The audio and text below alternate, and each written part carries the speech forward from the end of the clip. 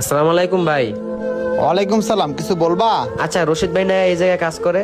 হ্যাঁ, কাজ করে তো। রশিদ সাহেব তোমার কি হয়? আমার বড় ভাইয়া হয়, ওনাকে কি ডাকা যাবে? আচ্ছা, এখানে দাঁড়াও, আমি ডাকতেছি। রশিদ সাহেবকে একটু পাঠাতেন তো। তুমি এখানে দাঁড়াও, উনি আসতেছে। আচ্ছা ঠিক আছে।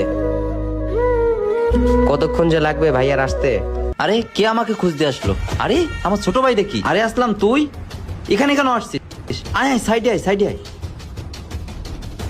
ভাইয়া তোমাকে তো বলছিলাম আমার মাদ্রাসা রাতে অনেক ঠান্ডা লাগে, ঘুমাতে অনেক কষ্ট হয়।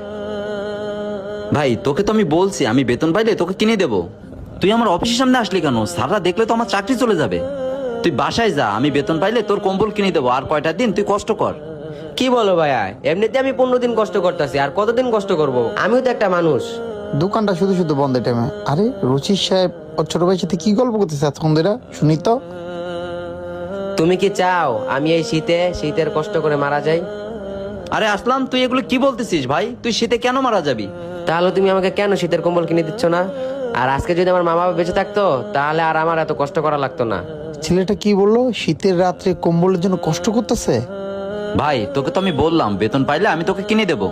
তুই আজকে আমার বাবা মার কথা বললি ভাই? তোকে কি আমি ভালোবাসি না? বল আমাকে বল। তুই তো ভালো করেই জানোস আমি কিছু করতে না পারলে তোর জন্য করি। আর আমার বউ ভালো মন্দ তোকে না খাওয়ালে আমার পাতের থেকে তোকে খাওয়াই। আজ তুই আমাকে এই কথাটা বলতে পারলি?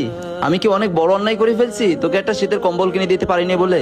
দেখ ভাই, আমি বেতন পাইলে তোর কম্বলটা আমি কিনে দেবো। আর মালিক যদি দেখে এখানে দাঁড়িয়ে আমি গল্প করতেছি তাহলে আমার চাকরিটা চলে যাবে। আচ্ছা ঠিক আছে ভাইয়া, আমি যাই। আমার বন্ধুর একটা সিলা খাতা আছে, ওইটা দিয়ে কয়েকদিন শীতের দিন কাটাই দিব। আর তুমি তো বেতন পাইলে কম্বল তো কিনেই দেবা। আসি ভাইয়া। আসসালামু আলাইকুম ভাই।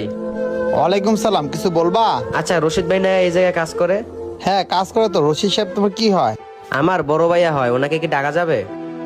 আচ্ছা, এখানে দাঁড়াও, আমি ডাকতেছি। রশিদ সাহেবকে একটু পাঠাতেন তো। তুমি এখানে দাঁড়াও, উনি আসতেছে। আচ্ছা ঠিক আছে। কতক্ষণ যে লাগবে ভাইয়ার আসতে? আরে কে আমাকে খুঁজতে আসলো? আরে আমার ছোট ভাই দেখি। আরে আসলাম, তুই এখানে কেন আসছিস? আয় আয়, সাইডে আয়, সাইডে আয়।